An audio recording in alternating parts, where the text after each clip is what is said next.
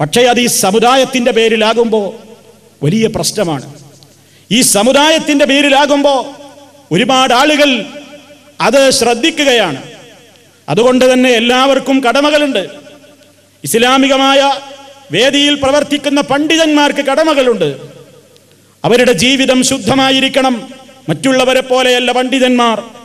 അവരുടെ പ്രവർത്തനങ്ങളെ ജനങ്ങൾ ഉറ്റുനോക്കുകയാണ്. അവരിൽ സംഭവിക്കുന്നത് ആളുകൾ കാണുകയാണ്. ഒരു വേള അവർ ചെയ്യുന്നതൊക്കെ ശരിയായിരിക്കുമെന്ന് ധരിക്കുകയാണ്. മുസ്ലിം സംഘടനകളുടെയും സമുദായങ്ങളുടെയും നേതാക്കന്മാർക്കുമുണ്ട് ഉത്തരവാദിത്തം. നേതൃത്വത്തിലിരിക്കുന്നവർ, നേതാക്കന്മാർ അവരുടെ ജീവിതം, പരസ്യ ജീവിതവും രഹസ്യ ജീവിതവുമൊക്കെ ശുദ്ധിയാക്കേണ്ടതുണ്ട്. കാരണം അവരേതൊരു നേതൃത്വത്തിലാണോ ഇരിക്കുന്നതെങ്കിൽ ആ ആളുകൾക്ക് അവരിലുണ്ടാകുന്ന നിസ്സാരമായ പ്രശ്നങ്ങൾ പോലും അവർ പ്രതിനിധീകരിക്കുന്ന ഇസ്ലാമികമായ ആശയങ്ങൾക്ക് നേരെയുള്ള കൂരമ്പുകളായിട്ടാണ് പലരും അത് പരിഗണിക്കുക. പലരും അങ്ങനെയാണതിനെ കാണുക. ഇസ്ലാമികമായ പേരുള്ള സ്കൂളുകൾക്ക് കടമകളുണ്ട്. ഇസ്ലാഹി പേരുള്ള സ്കൂളുകൾക്ക് കടമകളുണ്ട്. ഇസ്ലാഹി പേരുള്ള സ്ഥാപനങ്ങൾക്ക് കടമകളുണ്ട്. എന്താണ് ഇസ്ലാമികമായ രൂപത്തിൽ അനിസ്ലാമികമായ കാര്യങ്ങൾക്കൊരിക്കലും അത്തരം സ്ഥാപനങ്ങൾ വേദിയാകാൻ പാടില്ല. അത്തരത്തിലുള്ള സ്ഥാപനങ്ങളിൽ അനിസ്ലാമികമായ കാര്യങ്ങൾ നടക്കാൻ പാടില്ല. സൂക്ഷിക്കേണ്ടതുണ്ട്. കാരണം ഏതൊരു കാര്യത്തെയാണോ ജനങ്ങൾ വിലയിരുത്തുന്നത്, ആ വിലയിരുത്തുന്ന കാര്യത്തെ അവരൊരു സമൂഹത്തിൻ്റെ മുഴുവൻ പാതകമായിട്ടാണ് വ്യക്തികളിൽ നിന്നുണ്ടാകുന്ന ചാപല്യങ്ങളെപ്പോലും വിധി എഴുതുകയും അതിൻ്റെ പേരിൽ ഒന്നാകെ ക്രൂശിക്കുകയുമാണ് ചെയ്തുകൊണ്ടിരിക്കുന്നത്. സഹോദരങ്ങളെ, ചില കാര്യങ്ങൾ നമ്മൾ മനസ്സിലാക്കുക. ഇസ്ലാമികമായി ചില ആളുകളൊക്കെ അതിനെ ന്യായീകരിക്കുന്നു. ചിലരൊക്കെ പറയുന്നു, കോഴിക്കോട് ഒരു വലിയ സംഗീത പരിപാടി നടന്നത് ഒരു വലിയ ആവേശമായി കൊണ്ട് ആളുകൾ എടുത്തു പറയുന്നു. ആ പരിപാടിയിൽ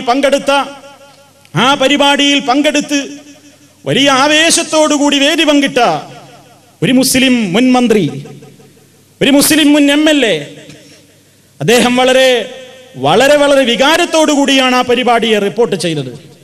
സങ്കടം തോന്നുന്നു. ആരെയും വേദനിപ്പിക്കാൻ പറയുന്നതല്ല, ചിന്തിക്കാൻ വേണ്ടി മാത്രം പറയുന്നതാണ്.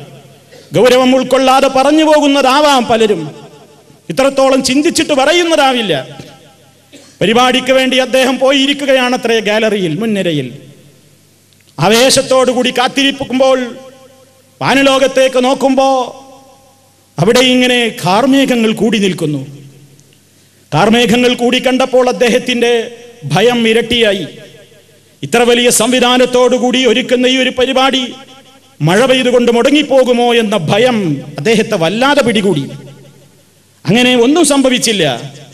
സ്റ്റേജിൽ തിമർത്താടി, നടക്കേണ്ടത് മുഴുവൻ നടന്നു. മണിക്കൂറുകൾ പോയതറിഞ്ഞില്ല. ഗായികമാര് പാടി, ഗായകന്മാര് പാടി, ഗാലറി മുഴുവൻ ഇളകി മറിഞ്ഞു. എല്ലാവരും അതിൽ മതിമറന്നാറാടി. നടക്കേണ്ടതെല്ലാം നടന്നു. സന്തോഷകരമായി ജയ്ഹോ വിളികളുമായി ആളുകളൊക്കെ പിരിഞ്ഞു പോകുമ്പോൾ ഈ നേതാവും പിരിഞ്ഞു പോവുകയാണ്. പിരിഞ്ഞു പോകുമ്പോൾ അദ്ദേഹം മാനത്തേക്കൊന്ന് നോക്കി പോലും. കാർമേഘങ്ങളും പതുക്കെ പിരിഞ്ഞു പോവുകയാണത്രേ.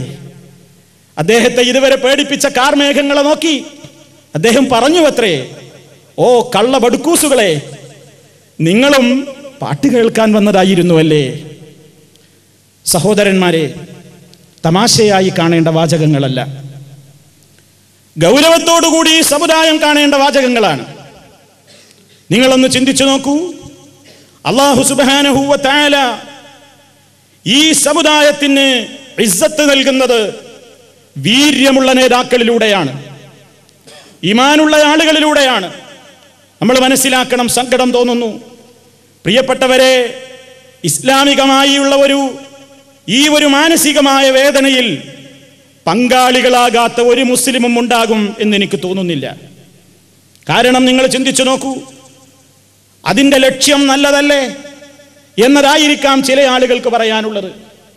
എയ്ഡ്സ് ബാധിതരായ കുട്ടികളുടെ പുനരധിവാസത്തിന് വേണ്ടിയാണ് ഈ പരിപാടി സംഘടിപ്പിക്കുന്നത് എന്നും അതിൽ വലിയ വിജയമാണ് കണ്ടതെന്നും ഇതിന് വലിയ പ്രസിദ്ധി ഉണ്ടായി എന്നും ഈ ഒരു പരിപാടി സംഘടിപ്പിച്ചതുകൊണ്ട് ഇനി വേണമെങ്കിൽ മൈക്കിൾ ജാക്സന്റെ വരെ പരിപാടി സംഘടിപ്പിക്കാമെന്ന ആവേശം എനിക്ക് കിട്ടിയിരിക്കുന്നു എന്നാണ് മുസ്ലിം സമുദായത്തെ രാജ്യസഭയിൽ പ്രതിനിധീകരിക്കുന്ന ബഹുമാന്യനായ ഒരു സുഹൃത്ത് പറഞ്ഞതെങ്കിൽ, ഈ സമുദായത്തിന്റെ നേതൃത്വത്തിന്റെ ആളുകൾക്ക്, അതുപോലെ തന്നെ അതിന്റെ മുന്നണി പോരാളികളായി അറിയപ്പെടുന്ന ആളുകൾക്ക് ഒരുപാട് ശിക്ഷണങ്ങളും ഒരുപാട് മതപരമായ നിർദ്ദേശങ്ങളും ഒരുപാട് ബോധവൽക്കരണങ്ങളും ഇനിയും കിട്ടേണ്ടതുണ്ട് എന്ന ഏറ്റവും വലിയ ഒരു സത്യത്തിലേക്കാണ് സഹോദരങ്ങളെ ഇത് നമ്മുടെ ശ്രദ്ധ ക്ഷണിക്കുന്നത്.